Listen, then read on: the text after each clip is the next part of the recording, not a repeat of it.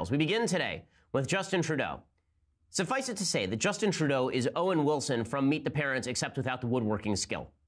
Justin Trudeau is one of the more obnoxious, sycophantic, ridiculous, idiotic teenage girls in a boy's body that I've ever seen. I mean, it's insane. The guy's only famous because his dad was Gary Trudeau.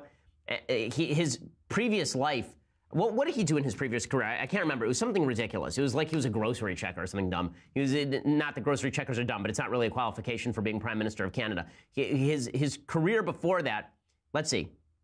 In 2009, he was appointed to the Liberal Party's critic for youth and multiculturalism. In 2011, he was appointed as critic for secondary education. He worked as a teacher in Vancouver. He completed 1 year of an engineering program, 1 year, and then 1 year of a master's program in environmental geography. And he worked and he was an athlete or something. And so there's a bunch of pictures with his shirt off, and apparently this makes the ladies swoon or some such nonsense. In any case, Justin Trudeau was on camera, and he said several silly things on camera. Here's one of the silly things that he said on camera. He was asked, someone wanted to ask him a question about mankind. The person asking the question happened to be a female student, like a woman. So Justin Trudeau mansplains to her that she shouldn't use the word mankind. Oh my goodness, just watch this moron. Maternal love is the love that's going to change the future of mankind. So we'd like you to we'd like to say people kind, not necessarily mankind. What the F is wrong with this guy? People kind? Do you mean humankind, like an actual word? People kind? Yeah, as Jack Handy once said, mankind is made up of two words, mank and ind. You don't know what either of them means, and that's why mankind is so mysterious. But still, Justin Trudeau, my God, the man is, if the song Imagine could take human form and then eat a Tide Pod, that would be Justin Trudeau. Do you understand the stupidity of this? First of all, the word mankind comes from humankind. It is just a shortened version of humankind. Is there any woman on earth who's serious about feeling offended when people say mankind? Of course, mankind includes women. Okay, we are the species of man. It doesn't mean we are a species only of men. Oh, the levels of stupidity. But this is supposed to be empowering for women. Honestly, if you're a woman and you feel empowered because a man just mansplained to a woman that she can't use the word mankind, if that makes you feel more feminist because Justin Trudeau just told a female student who was talking about the power of motherly love that she shouldn't use the word mankind, that makes you feel like a real feminist, let me suggest that something is wrong with you in the head. That wasn't the only dumb thing that Justin Trudeau said yesterday. Justin Trudeau also compared ISIS terrorists, apparently, to immigrants from Vietnam, Greece, and Italy, which makes perfect sense.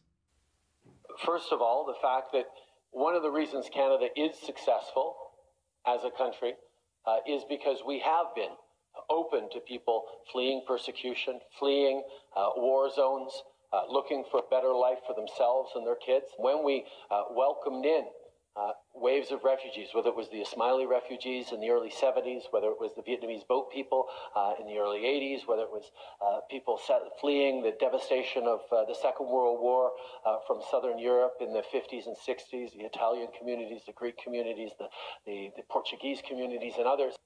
Okay, so here's the problem with this. The question that he was asked here, the question that led to him saying all of this was a question about letting in people who could be affiliated with ISIS.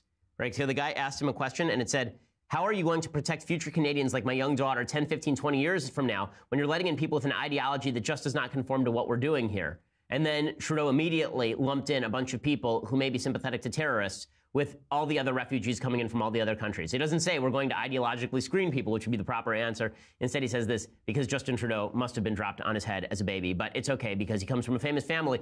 Lest it be said that America is stupid for electing President Trump or for electing George W. Bush or for electing Kennedys or legacy families. Canadians, before you get on your high horse about this is your prime minister, guys.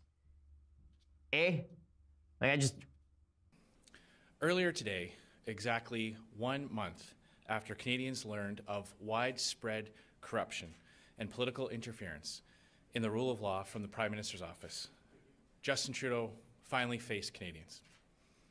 Over the last 4 weeks, Mr. Trudeau has been credibly accused by his own Attorney General, Jody Wilson-Raybould, of politically interfering in the criminal prosecution of a well-connected engineering firm. It's now beyond dispute that he and his office bullied and threatened Ms. Wilson-Raybould in an attempt to get her to let SNC-Lavalin off the hook.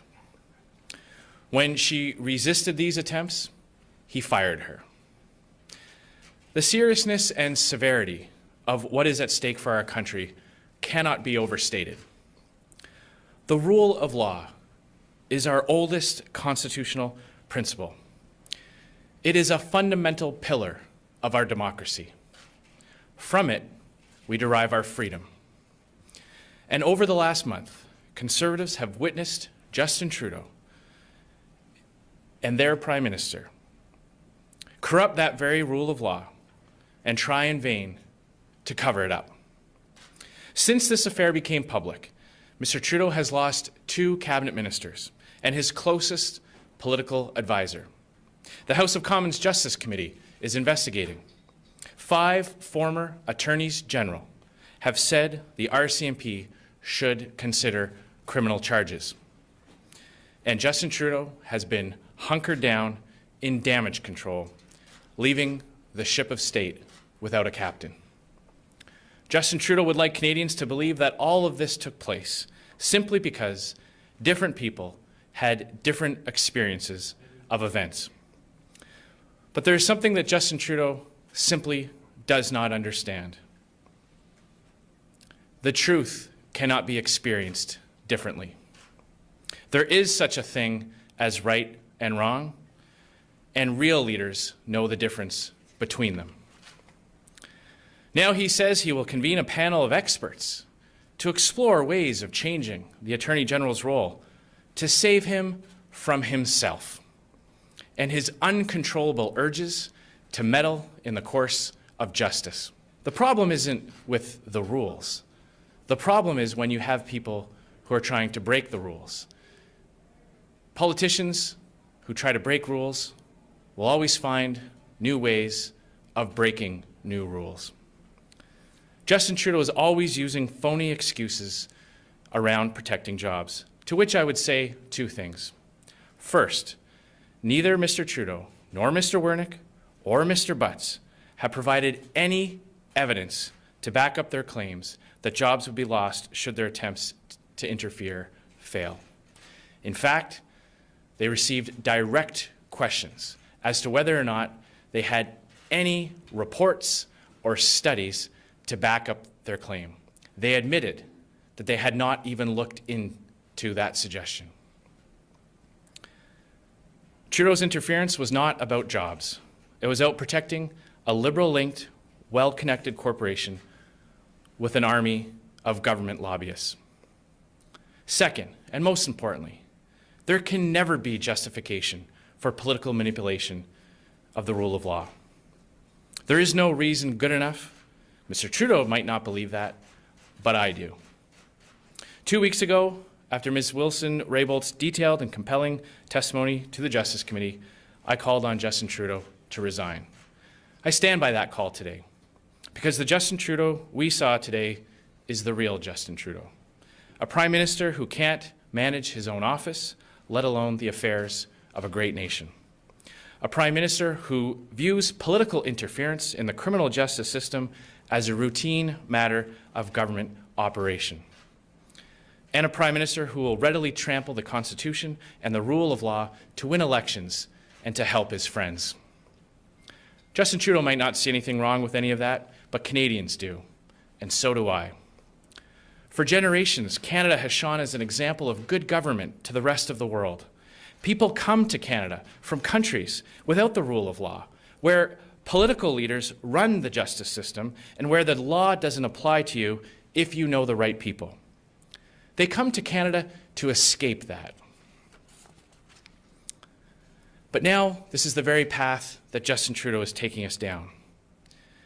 And if he doesn't do the right thing and step aside, Canadians will determine his fate this fall. Prime Minister, what about the activities of your staff and all of this? Clerk, all of these suggestions that in those meetings with Jody Wilson-Raybould, there was issues of we have to get elected, we can't just make this a justice decision. You're running into a collision with the Prime Minister. What about all that? Every conversation that was had was obviously focused on the well-being of Canadians. It is our responsibility to ensure that we're doing everything we can to protect jobs, to grow our economy, to ensure that pensioners and workers are protected, and that's something that my job and my team take very, very seriously. Every step of the way, however, we are careful to ensure that we are respecting our institutions and, indeed, the integrity of the justice system. But did those things happen? Did your aides say, it's all right to have a good justice policy, but we have to get elected? Did your aides talk about Quebec politics and your re-election in the context of a criminal prosecution?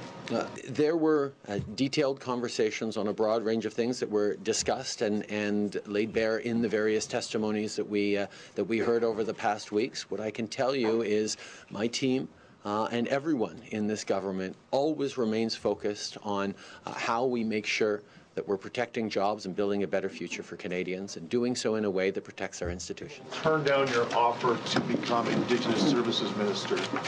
Why did you feel compelled to move her to a different portfolio? Why didn't you just leave her in the Justice portfolio if you felt she was doing a good job there?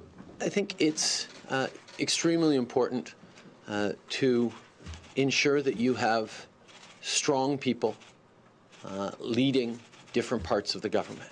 And there is no question that reconciliation and indeed the relationship with Indigenous peoples was something that has always been at the heart of the priorities of this government.